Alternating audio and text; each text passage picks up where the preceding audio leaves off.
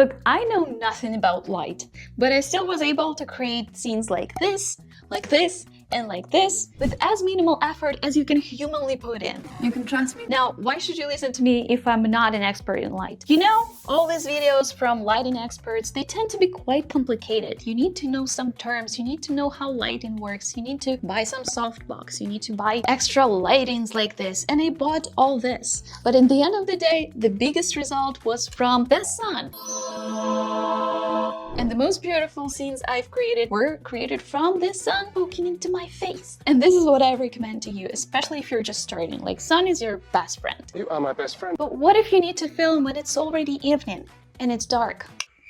If it's dark like this, and you don't have a fancy setup, and you're not actually willing to spend hours on Amazon sifting through all those soft boxes, lights, RGB to find the perfect one, then this video is perfect for you, because we're gonna use the things that almost every home has. For example, this desk light. I think that a lot of people have it, like I do. I don't know, do you? Also, we're gonna use the bed stand, which I think also a lot of people have, like when you read things before you go to bed. Well, I use it. And also we're gonna use Christmas lights that I believe also a lot of people have, because we all celebrate Christmas holidays, right? So you probably have some Christmas lights in your home. We're gonna use these three things. Actually, Christmas lights are optional, so you just need 2 lamps, and we're gonna create a pretty picture, beautiful setup only with those. I'm gonna take this one and unplug it. It's gonna be a little bit dark for now, although I'm gonna use my softbox just so you could see how I set things up, but sometimes it's gonna be dark, whatever. Okay, so what do? I have this setup that I think is pretty. My nightstand is usually there, but I may need to move it a little bit to the front. I'm gonna put down my tripod. I do have a tripod, but you can actually use other things, maybe a chair, or I have this table, small table that we use like in front of the armchair. What's that called? So I use it to put my desk lamp here. So I just unplugged it there, I put it here, and I plug it in a different socket. Very simple. To plug it, I needed to unplug my softbox, so now it may be a little bit darker. I can't see nothing. But what I wanted to show you is that one of the most important rules of lighting is that your light should be on the side, like diagonally to your face, ideally. Sometimes it's worth to put it like more on this side, right? More perpendicularly. Here's my geometry classes coming up all in my mind. Anyways, you put it here, and you can put it with this spot. It's going to be very bright, but also if you have this cover, this cap that's covering it, it's better to place it with this cap pointing at your face, because it's going to make the light softer and not that harsh. So you put it like here. Ideally, the closer to your face, the better. Not always. If it's like this, the lamp is poking at you. You see that it's too harsh, right? But if it's covered with a cap that's making it a little bit softer, then it's better to make it closer to your face, because you want to light this environment in front of you, right? With this lamp. I hope I explained it well. This is how it looks like from my side. I'm sitting here and there's a lamp here. Now, another cool rule of the lighting is that lights usually need to stand like diagonally to each other. For example, if this light is looking at me like this, diagonally to my face, then the other light should kind of continue that light and light to me from that part, right? So you see that it's like one diagonal line that's crossing my head. So this is how I'm gonna use my nightstand. I'm gonna pull it a little bit closer because I find that it's gonna be better. Actually, you can experiment with it.